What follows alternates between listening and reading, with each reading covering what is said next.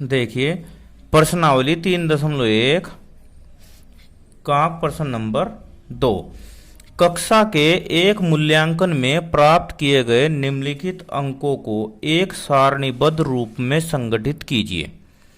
जो हमारा प्रश्न है इसे हम इस प्रकार समझते हैं कि क्लास में एक मूल्यांकन किया गया, कोई टेस्ट लिया गया, तो उसमें निम्नलिखित अंक प्राप्त हुए, तो इन्हें सारणीबद्ध कीजिए। यानी कि 1 नंबर कितने बच्चों के आए, 2 कितनों के आए। देखो इसमें तो इसमें प्रश्न दिए हैं, सबसे बड़ा अंक कौन सा है, सबसे छोटा अंक कौन सा है, इन आंकड़ों का परिसर क्या है, अंक गणितीय माध्य ज्ञात कीजिए।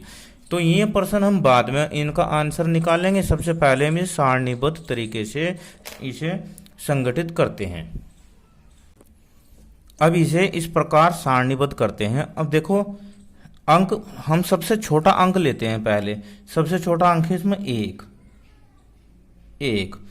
अब 1 ये देखो कितनी बार आया है, एक बार आया है। ठीक है, तो यहां पर हम एक लाइन खींचते हैं।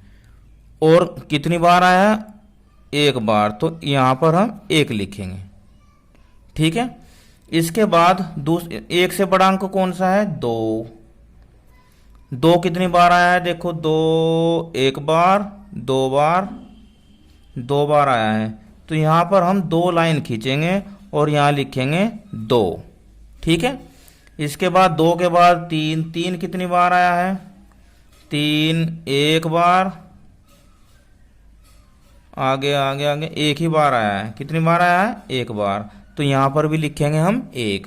3 के बाद 4 कितनी बार आया है, 1 बार, 2 बार, 3 बार, कितनी बार, 3 बार। तो 1 2 3 लाइन खींचेंगे, यहां लिखेंगे 3। ठीक है बच्चों, उसके बाद 4 के बाद है 5 देखो कितनी बार आया, 1 बार, 2 बार, 3 4 5। देखो 1 2 3 4 5 बार आया। तो इसे हम ऐसा करते हैं, इसे जैसे एक बंडल बना लेते हैं ना 5 का, तो इसे हम 4 ऐसे लाइन खींच के 5 भी लाइन ऐसे खींचते हैं और यहाँ लिख देते हैं 5। इसके बाद 6 कितनी बार आया, देखो 6 1 बार, 2 बार, 3 बार, 4 बार, यह आया है 4 बार। तो 4 लाइन खींचेंगे, यहाँ 4 लिखेंगे। इसके बाद देखो 6 के बाद 7 कितनी बार आया, 1 बार, 2 बार, कितनी बार आया, 2 बार, तो 2 लाइन खींचेंगे, यहाँ 2 लिखेंगे। ठीक है, 6 के बाद 7 के बाद है अब 8 कितनी बार आया, देखो 8 1 बार आया है। कितनी बार आया, 1 बार। 9 कितनी बार आया, 1 बार ही आया 9, ये रहा इसे।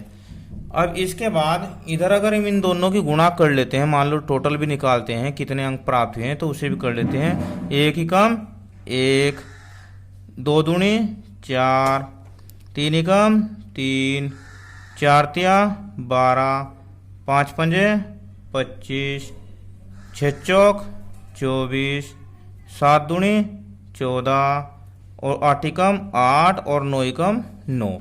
देखो ये तो हमने सारणीबद्ध रूप में तैयार कर लिया। ठीक है, सारणी हमने इसकी बना ली है। अब इसके बाद हम ये दिए गए जो 4 प्रश्न हैं इनके उत्तर निकालते हैं, इनके उत्तर ज्ञात करते हैं। ठीक है, पहला प्रश्न है सबसे बड़ा अंक कौन सा है, बताओ। पहला प्रश्न, सबसे बड़ा अंक बताओ बच्चों कौन सा है, 9 है ना सबसे बड़ा अंक, सबसे बड़ा अंक है 9। दूसरा प्रश्न है इसमें सबसे छोटा अंक, सबसे छोटा अंक बताओ कौन सा है, सबसे छोटा अंक है 1। कौन सा है, 1। इसके बाद तीसरा प्रश्न है इसमें परिसर, कैसा है भाई, परिसर।